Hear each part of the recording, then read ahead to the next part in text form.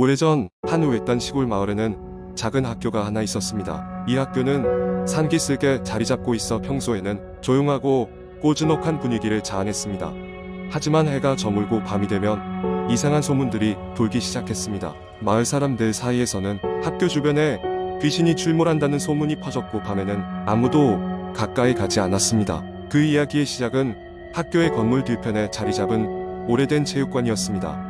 체육관은 한때 학생들이 축구나 배구를 즐기던 장소였지만 알 수 없는 이유로 수년 전부터 사용되지 않고 버려져 있었습니다. 체육관에 대한 소문은 여러 가지였습니다. 어떤 이는 체육관의 창문에서 누군가가 자신을 바라보고 있다고 주장하기도 했고, 또 다른 이는 밤에 체육관 근처를 지나가면 문득 차가운 바람이 불고 속삭이는 소리가 들린다고 했습니다. 이러한 소문은 특히 호기심 많은 학생들 사이에서 큰 관심을 끌었습니다. 어느 날 학교에 용감무쌍하다고 알려진 승현, 지훈 그리고 은지는 이 소문의 진실을 밝히기 위해 직접 체육관을 조사하기로 했습니다. 그들은 주말 저녁 사람들이 잠들 무렵 몰래 학교로 향했습니다. 어두운 산길을 지나 학교에 도착한 그들은 힘겹게 체육관의 문을 열었습니다. 썩어가는 나무 냄새와 먼지 가득한 공기가 그들을 맞이했습니다. 체육관 내부는 생각보다 컸고 곳곳에 운동도구들이 낡은 모습으로 방치되어 있었습니다. 그들은 손전등을 비추며 천천히 체육관을 조사하기 시작했습니다. 별다른 이상이 없어 보였지만 그때 은지가 벽 한쪽 구석에서 무언가 반짝이는 것을 발견했습니다. 가까이 다가가 보니 그것은 오래된 액자였습니다. 액자에는 흑백 사진이 찍혀 있었고 사진 속 인물들은 모두 웃고 있었습니다. 하지만 그 중간에 서 있는 한 여학생의 얼굴은 흐릿하게 지워져 있었습니다. 이상한 기분이 든 세 사람은 발길을 돌리려 했습니다. 하지만 그 순간 체육관의 조명이 번쩍이며 켜졌습니다. 당황한 그들은 다급히 주위를 둘러봤지만 그들 외에는 아무도 없었습니다. 그때 갑자기 체육관 스피커에서 끼익거리는 소리와 함께 낯선 목소리가 들려왔습니다. 도와줘. 나를 잊지 말아줘. 놀란 승현은 당장 밖으로 나가자고 외쳤습니다. 하지만 지우는 그 목소리가 어디서 오는지 확인하고 싶다고 했습니다. 그렇게 의견이 나뉜 사인지는 갑자기 뭔가에 이끌리듯 체육관 한쪽으로 걸어갔습니다. 그녀는 무의식 중에 낯선 힘에 이끌려 옛날 창고로 들어갔고 그곳에서 바닥에 놓여있는 낡은 일기장을 발견했습니다. 일기장은 이전에 이 학교에 다니던 여학생의 것이었습니다. 그 여학생은 친구들의 괴롭힘을 견디다 못해 체육관에서 극단적인 선택을 했다는 내용이 담겨 있었습니다. 모든 퍼즐이 맞춰지는 순간 은지는 갑자기 뒤에서 누군가의 손길을 느꼈고 깜짝 놀라 뒤돌아봤습니다. 그녀의 눈앞에는 일기장의 주인과 닮아있는 창백한 소녀의 형체가 서 있었습니다. 소녀는 슬프게 미소 지으며 천천히 말했습니다. 고마워. 이제 내가 여기 있다는 걸 알아줘서. 그 순간 다시 체육관의 조명이 깜빡이며 꺼졌습니다. 정신을 차렸을 때 은지는 바닥에 앉아 있었고 승현과 지우는 놀란 얼굴로 그녀를 바라보고 있었습니다. 세 사람은 그 길로 체육관을 빠져나와 발걸음을 재촉해 마을로 돌아왔습니다. 그 후로도 그 학교의 체육관은 여전히 쓰이지 않았지만 이상한 소문은 사라졌습니다. 그리고 은지는 가끔 밤하늘을 올려다보며 그 소녀가 더 나은 곳으로 갔기를 바랐습니다. 마을 사람들은 그 사건 이후로 체육관을 부수고 새로운 시설을 세우기로 결정했습니다. 그리고 학생들이 더 이상 불안해하지 않도록 노력했습니다. 하지만 은지와 친구들은 영원히 그날의 일을 잊지 못할 것입니다. 머릿속에 각인된 소름 돋는 순간들은 그들의 삶에서 가장 신비롭고 동시에 무서운 기억으로 남게 될 것입니다. 두 번째 이야기. 어느 조용한 시골 마을에 오래된 낡은 저택이 하나 있었다.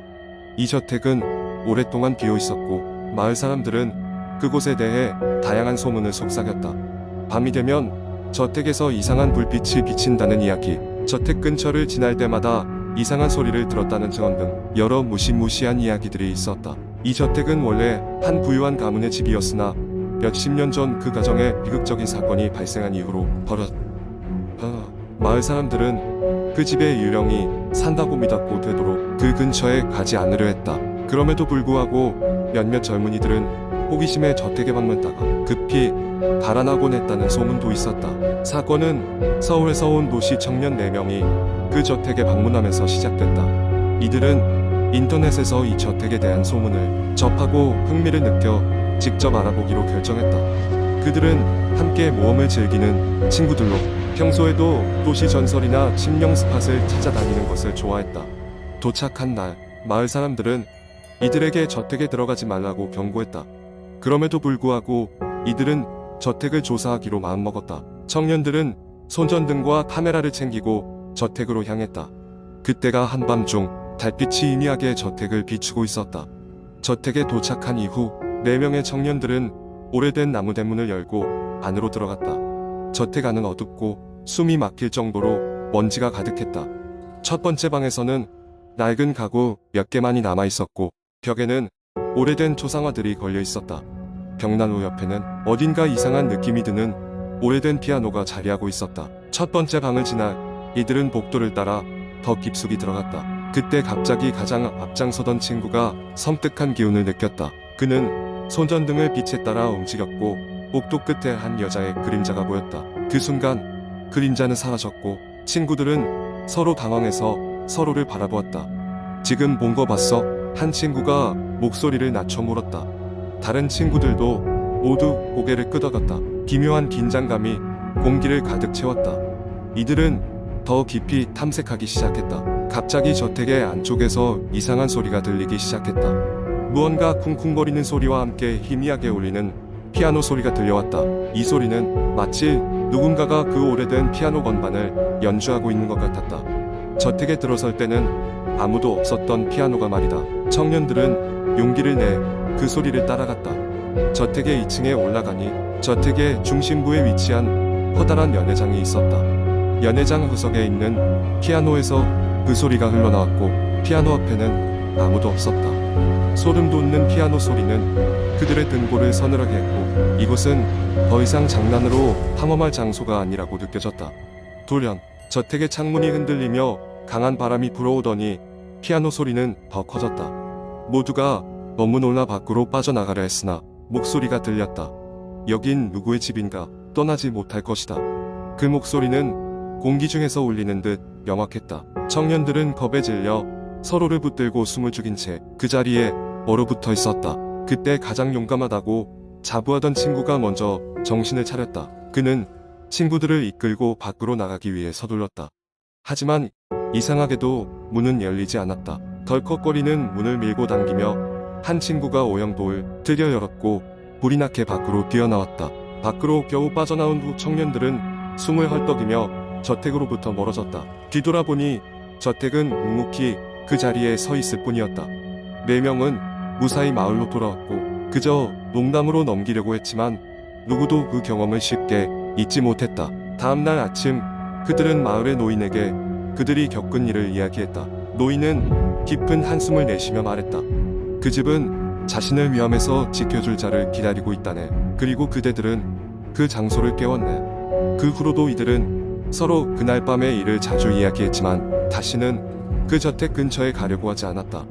언제나 그 추위를 기억하고 그것이 그들 마음속에서 공포로 남아있었다.